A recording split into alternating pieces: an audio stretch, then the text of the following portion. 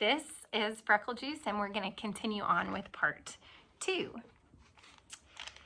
Andrew ran all the way home. Then he remembered he had to go to Mrs. Burrow's house to get the key.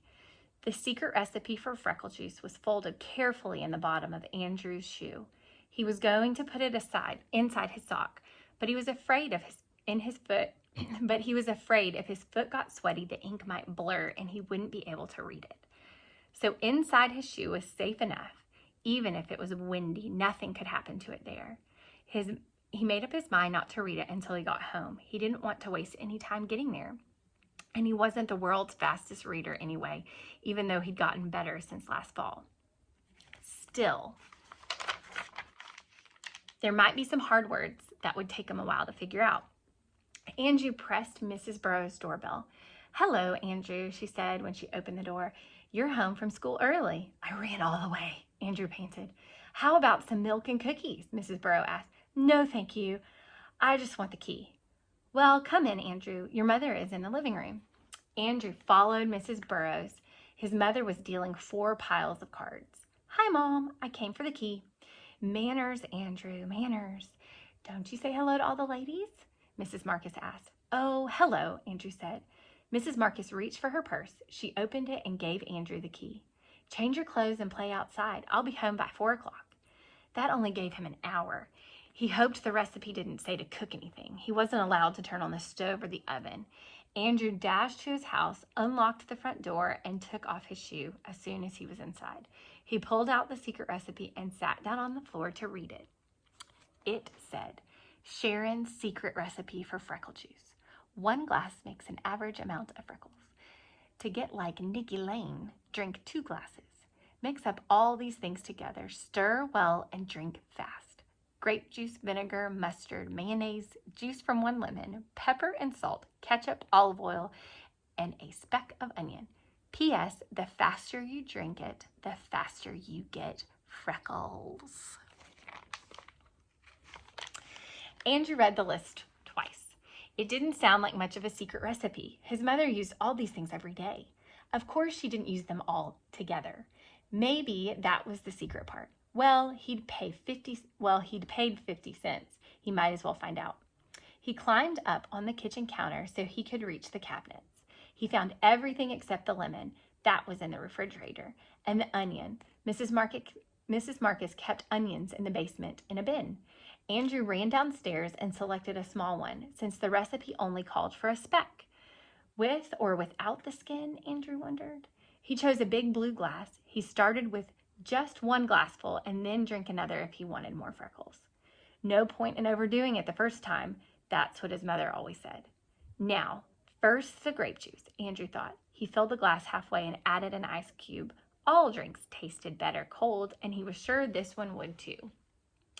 Then he added the other ingredients, one by one. His mother had 2 kinds of vinegars, white vinegar and plain vinegar.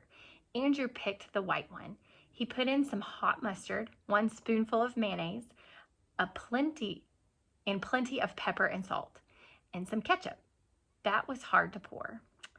But what about the olive oil? His mother had vegetable oil, but no olive oil. Maybe the stuff that looked like water in the olive jar was what Sharon meant? He put a few spoonfuls of that. Now for the lemon. Andrew cut it in half and squeezed. Oh no, a seed dropped in by mistake. He picked it out with the spoon. He hated pits in his juice. Now all he needed was that speck of onion, and he was all set. He stirred up the drink and smelled it. Oh, it smelled awful. Just plain awful. He'd have to hold his nose while he drank. He stuck his tongue into the glass to taste it. Ick! Terrible.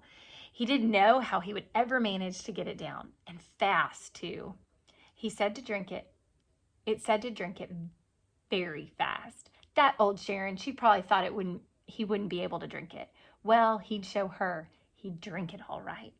Andrew held his nose, tilted his head back, and gulped down Sharon's secret recipe for Freckle Juice. He felt like throwing up. It was that bad. But if he did, he'd never get freckles. No, he would be strong. Andrew crept into his mother's bedroom. He didn't feel well enough to walk. He sat on the floor in front of the full-length mirror. He waited for something to happen.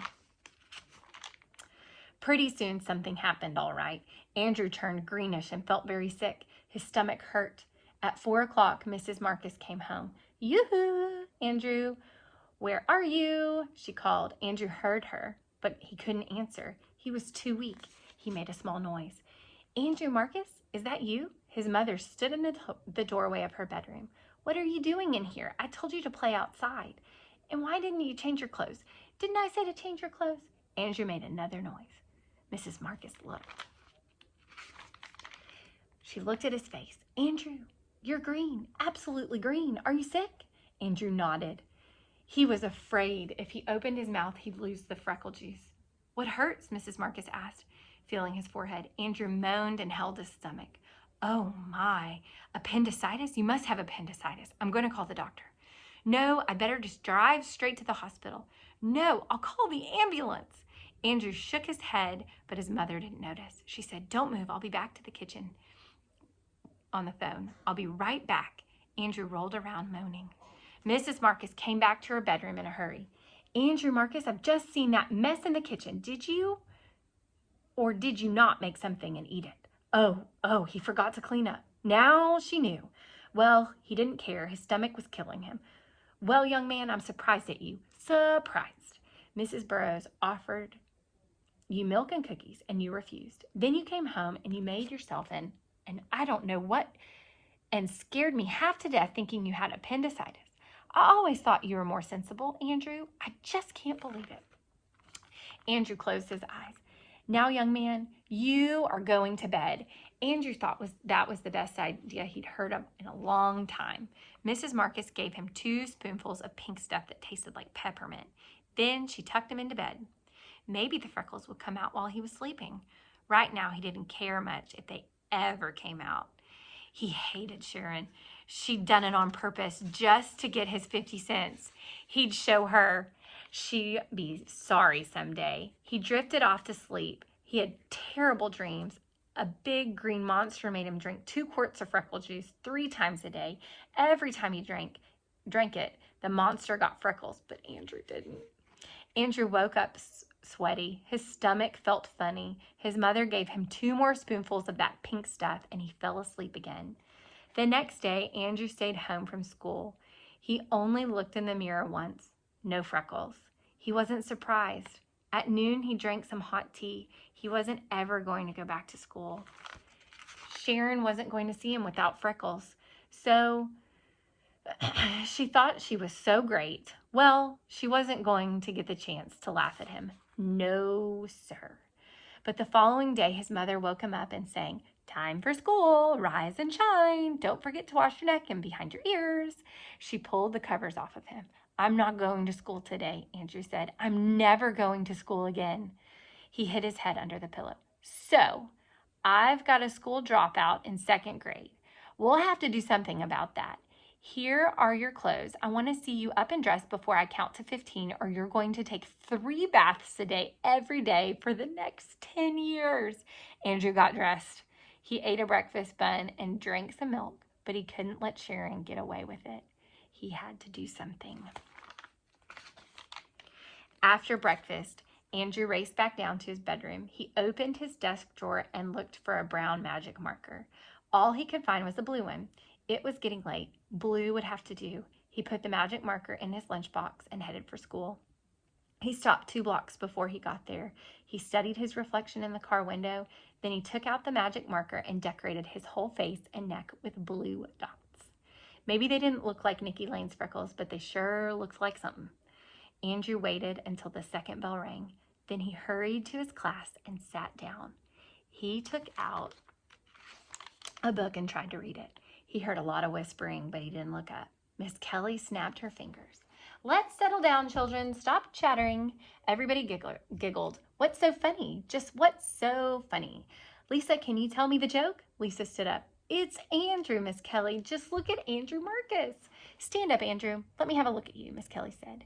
Andrew stood up. Good heavens, Andrew. What have you done to yourself? I grew freckles, Miss Kelly. That's what. Andrew knew his blue dots looked silly, but he didn't care. He turned toward Sharon and stuck out his tongue. Sharon made a frog face at him. Miss Kelly took a deep breath. I see, she said. You may sit down now, Andrew. Let's get on with your morning work.